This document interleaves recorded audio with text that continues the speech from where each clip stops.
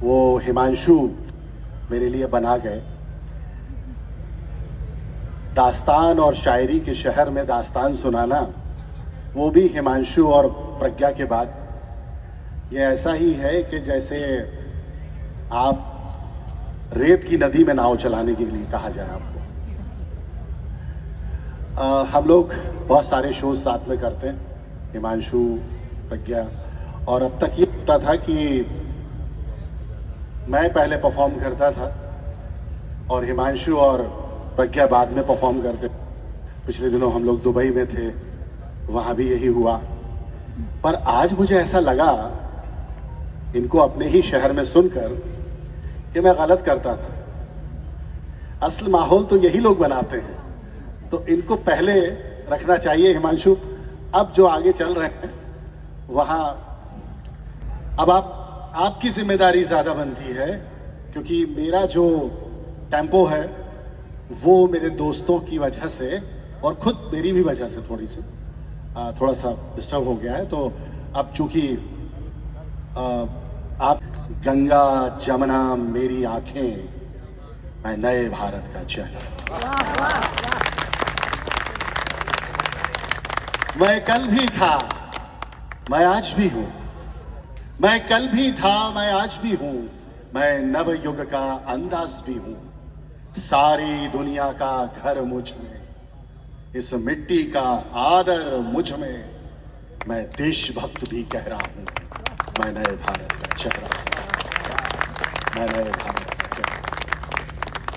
अब चांद पे पांव जमाना है, सूरज से आंख मिलाना है, एक नया सवेरा लाना है, संकल्प नया दोहराना है।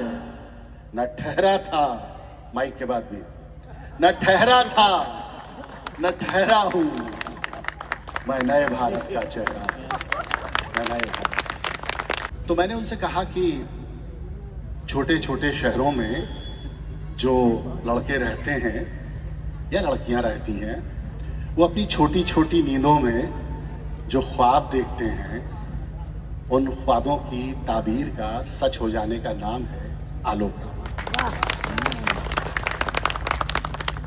20 बरस पहले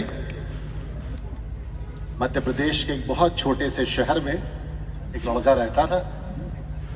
शेरो सुखन से उसको मोहब्बत थी और वो सोचता रहता था, सहाफी भी था, सोचता रहता था कि क्या कभी जिंदगी में ये मौका फराहम होगा कि वो देश के हिंदी इतने बड़े चैनल में बतौर सीनियर सहाफ़ी, सीनियर जर्नलिस्ट काम कर पाएगा।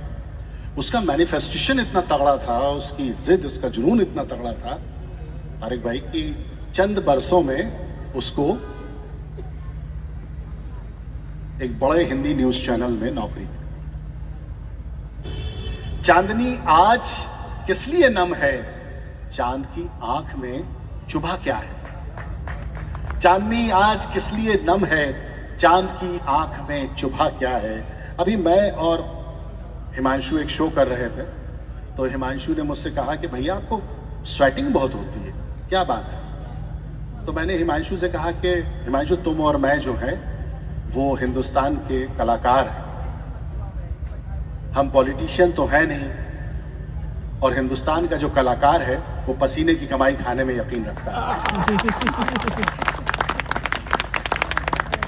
एक बात जो यहां मिस कर गया मैं, जब सबक के तौर पे उसको जगजीत जी ने कहा, तो एक किताब जो हिंदी और उर्दू की उन्होंने दी थी, उसमें एक गजल उस लड़के को मिली, और वो गजल थी अमीर खुसरो की।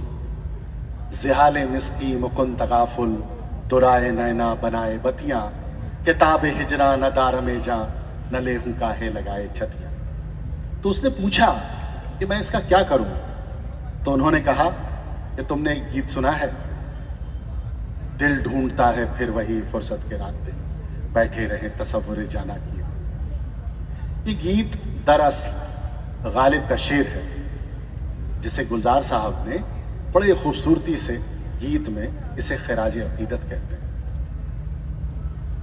तो उस लड़के ने, मेरे उस दोस्त ने उस पर तबाह आजमाई की और गजल कही कि सखी पिया को जो मैं न देखूं तो कैसे काटूं अंधेरी रतियां। सखी पिया को जो मैं न देखूं तो कैसे काटूं अंधेरी रतियां, कि जिनमें उनकी ही रोशनी हो, कहीं से ला दो मुझे वो अखियां, कहीं से ला दो मुझे वो अखियां।